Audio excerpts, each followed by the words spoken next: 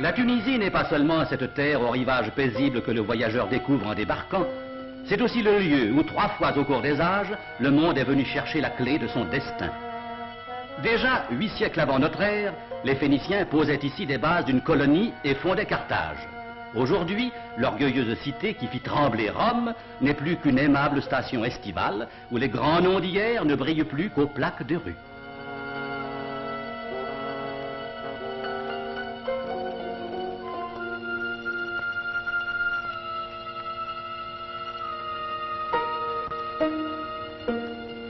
Rome, à ce moment, s'installe en Afrique. Carthage détruite, elle prend sa place et la paix romaine s'installe en Afrique du Nord.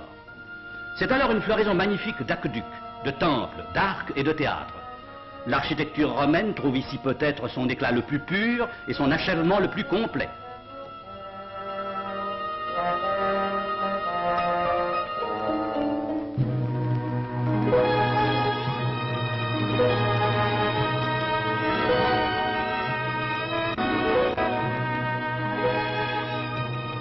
Parfois ici, le voyageur s'étonne de voir surgir des sables, comme à El Djem par exemple, la masse imposante d'un amphithéâtre digne de Rome ou de Nîmes.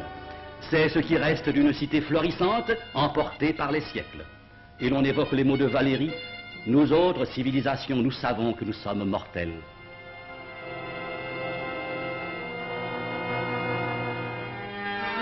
C'est sur ces architectures, sur cette puissance et sur cette vitalité que devait se greffer le christianisme naissant. L'église de Tunisie fut l'une des plus actives et des plus célèbres des premiers âges de la religion du Christ. Pépinière de saints, la Tunisie devait donner à la jeune église chrétienne l'éclat et l'illustration d'un siècle.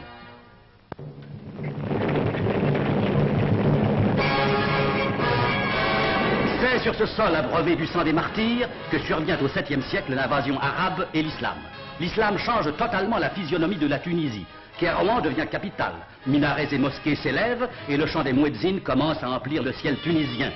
C'est ce dernier caractère qu'a gardé la Tunisie. Les siècles ont passé, Tunis a détrôné Kairouan dans son rang de capitale. Les épopées des anciens âges ne sont plus qu'un souvenir, une nouvelle paix s'est installée avec l'influence française. Sans inquiétude, dans les campagnes, le fellah cultive paisiblement son champ, récolte sans crainte son blé ou ses olives.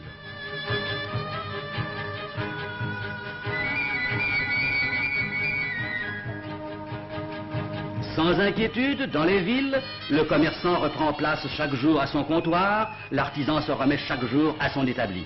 Ainsi, dans cette atmosphère dégagée de toute crainte, une florissante industrie artisanale se développe à l'ombre des souks. Les métaux, étain et cuivre, le cuir, matériau couramment employé depuis les premiers âges, ont donné naissance à un art très particulier qui a ses principes, ses traditions de travail et sa renommée. Il ne faut pas oublier non plus l'art de la poterie, connu dans les plus anciens âges, et qui, avec les Phéniciens d'abord et les Romains ensuite, connut sur tous les rivages méditerranéens une célébrité de bon aloi. Il ne faut pas oublier non plus l'art des tapis qu'amenèrent probablement les Arabes et qui a pris une extension considérable. Kairouan, la ville sainte, est le centre de cette industrie artisanale qui se perpétue avec ses traditions millénaires, la science de ses dessins et de ses coloris si particuliers.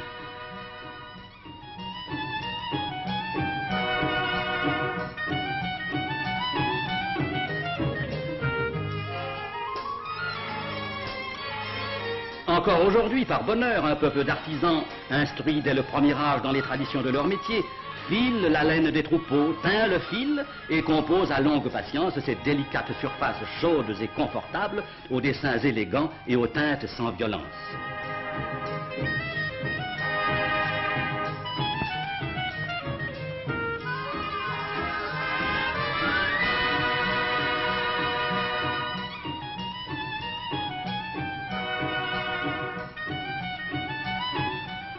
Sans inquiétude, les pêcheurs tunisiens lancent leurs barques sur la mer, au milieu des temps dramatiques où le corsaire dragut écumait les côtes.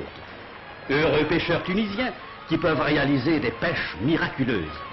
Enfermés entre les filets, le banc de thon est ramené à la surface, les pêcheurs sur les 4 faces tirent à eux peu à peu l'énorme cargaison, et aux cris et aux appels d'une sorte de meneur de jeu, c'est le carnage. Laissons passer ces images, il faut laisser à cette pêche extraordinaire toute sa poésie brutale et sauvage.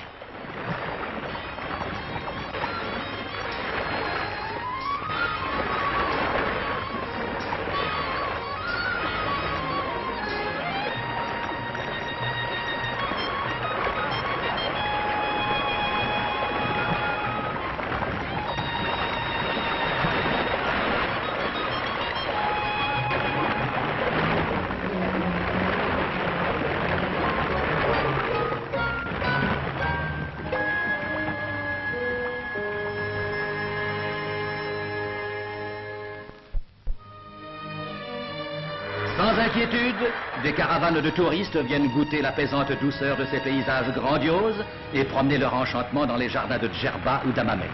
Ils peuvent sans inquiétude pousser vers l'extrême sud et connaître aux confins du désert la vie pittoresque des oasis.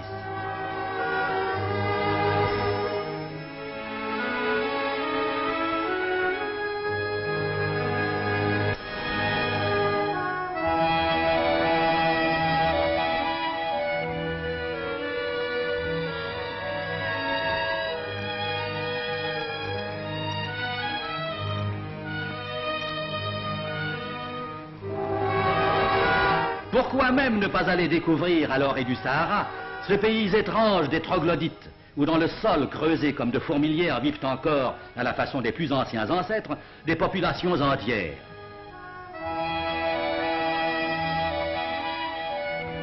Étrange demeure où autour des cours creuses s'ouvrent les ouvertures de chaque foyer, où de cour en cour s'insinuent pareilles à des rues, des souterrains qui les font communiquer, où les hommes ne connaissent pas dans leur province l'excroissance d'une bâtisse. Le pays des troglodytes. Nulle part ailleurs ne se rencontre pareil ensemble.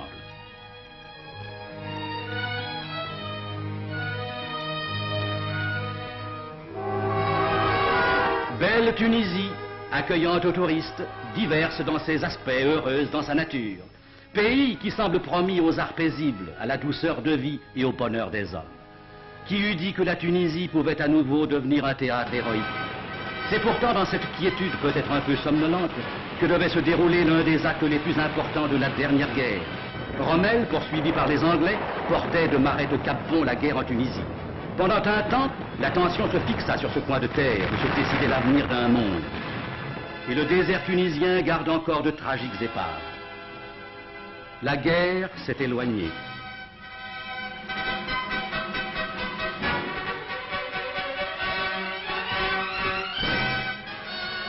Il restait à la Tunisie à panser ses plaies ouvertes. Du désert au Cap-Bon, elle avait été le champ de bataille d'un monde. D'un bout à l'autre, les ruines la jalonnaient. Il lui fallait rebâtir ses villes, refaire ses ports, relever ses quais, assainir ses eaux, reconstruire un outillage ou détruit ou endommagé. Et courageusement, dès le lendemain de la victoire, la Tunisie se mit à l'ouvrage. Les ports furent dégagés de leurs épaves. Des plans furent tracés pour le réaménagement des villes sinistrées. De grands projets furent établis. Il ne s'agissait plus seulement de réparer, mais de reconstruire. Une Tunisie nouvelle, adaptant à son style et à sa tradition les possibilités de la technique moderne, devait sortir de cette réédification.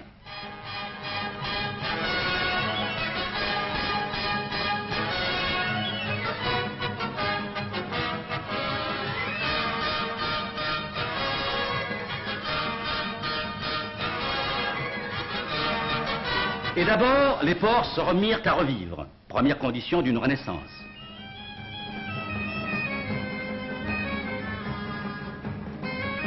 Dès aujourd'hui, le voyageur débarquant en Tunisie dans un port animé trouvera les routes réparées, les ponts rétablis, un réseau de circulation sans fissures.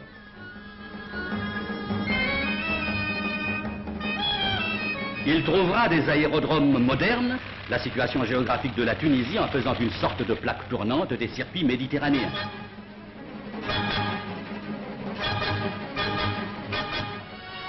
Il trouvera des villes qui ont repris leur vie et leur animation d'antan, et ce pittoresque oriental qui a fait de tout temps le charme attachant de la Tunisie.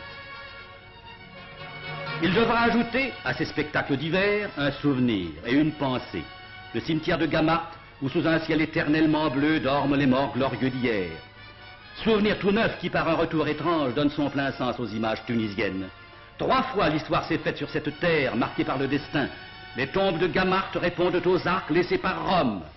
C'était le destin de la Tunisie d'être le lieu de cette émouvante rencontre.